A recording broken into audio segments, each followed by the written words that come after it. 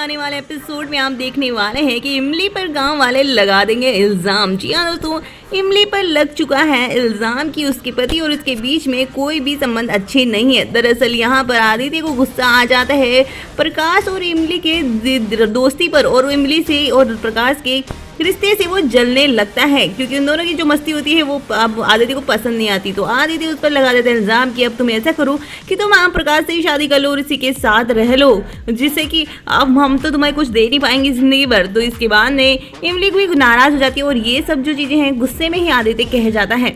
उसके बाद में नानी ये बातें सुनकर गांव में ढिंडोरा पीट देती है कि भाई इमली को इसके पति ने कहा है कि प्रकाश और इसका अवैध संबंध है इमली का। जिसके बाद ने यहाँ पर इमली समझाने की कोशिश करती है कि ऐसा कुछ भी नहीं, और इमली पर काफी इल्जाम नानी लगाती है।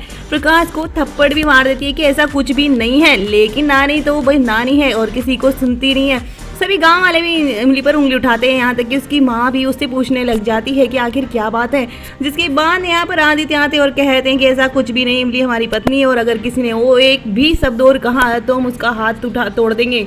जिसके बाद ने यहाँ पर इमली कहती है कि इतनी देर से हम जो चीज़ समझा रहे हैं वो तो तुम्हें समझ नहीं आ रही, अब इन्होंने क्या घोल के पिला दी है जो तुम्हें समझ में आ रही है। यानी कि इस गांव में औरतों की तो कोई इज्जत ही नहीं है, औरत अगर कोई बात कहे तो तुम लोगों को समझ नहीं आती, और यह कब तक चलेगा कि औरत की इसी तरह से नज़रअंदाज गांव में किया जाएगा और उसकी कोई भी वैल्यू यहाँ पर नहीं है। अब देखना इंटरेस्टिंग है कि इमली जिस तरह से अब यहाँ पर एग्जाम में पास होकर अपनी एक नई पहचान बनाएगी, और अब इमली यहाँ पर गांव में ही रहकर कौन सी नई पहचान बनाती है। साथ में आदित्य अब कब वापस दिल्ली यानी मालिनी के पास लौटेगा। भाई कहानी काफ़ी कॉम्प्लिकेटेड हो रही है, जहाँ पर देव भी अब वापस पगडंडिया पहुँचने वाला है।